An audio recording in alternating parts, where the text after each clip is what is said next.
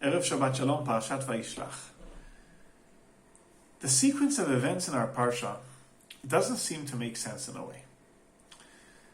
We all know Yaakov Avinu is preparing himself very seriously for the confrontation with Esav. He gets his intelligence that Esav is coming with his 400 soldiers. He understands it's not going to be simple. He prepares himself, as Chazal say, Doron, Tfilah, Milchama, the gift, prayers, and war. But let's say he's terrified. He's afraid of what's going to happen. Vayira Yaakov me'od vayetzer lo. He's afraid. He's sad. He splits his group into two and saying that, if Esav attacks one group, the other group at least will be able to be salvaged. He prays the Kadosh Baruch Hu, Hatzileni nia, miyad achini Esav, save me. Pen yavo v'ikani eber manim, he's going to come and demolish me, demolish my family. He's so frightened. Okay, after all that preparation, Esav comes, and Yaakov Avinu seems pretty calm. He goes out in front. He bows down to Esav a few times. He splits his family, but doesn't look like a splitting of two groups for a war or for an attack. He splits the family for a ceremony, of a welcoming ceremony.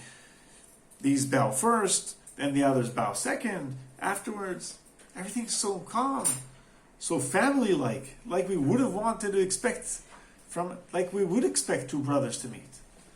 What's going on here? How does this happen? How does everything flip in a second? Was Yaakov's intelligence so bad? He sent malachim. He should have known what's going on.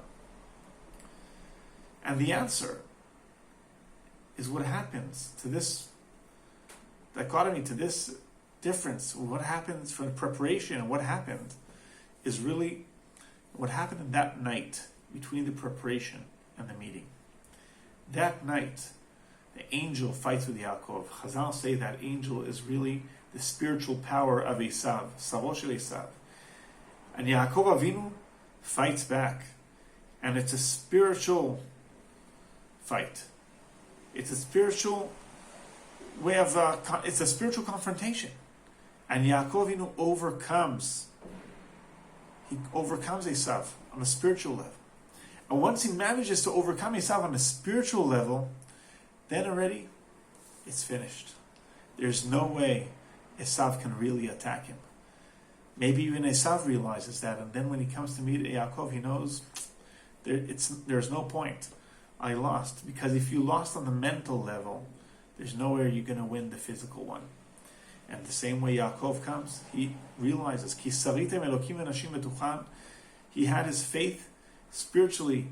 He overcame the challenge, and therefore, when he meets Esav in the morning, Allah Shachar, he knows it's going to be all right. And therefore, we don't feel there's war. We know it's going to be calm. We know Yaakov is going to be safe. He goes out on the front, splits his family for their welcoming ceremony, and everything goes simply. And this gives us also, I think, a very, very big message. Because a lot of times we have a lot of challenges in life. But more than once, many a time, the challenge is more mental and spiritual than physical. It doesn't always solve everything. But if we overcome the mental challenges, and we have faith in Kadosh Baruch Hu, and bitachon, and emunah, if we have these things, we can find the way to actually practically get over things. And that is something we always have to have in mind. And put in the center the mental challenges, our faith and emunah, as Hashem, and be able to overcome every challenge we come up with.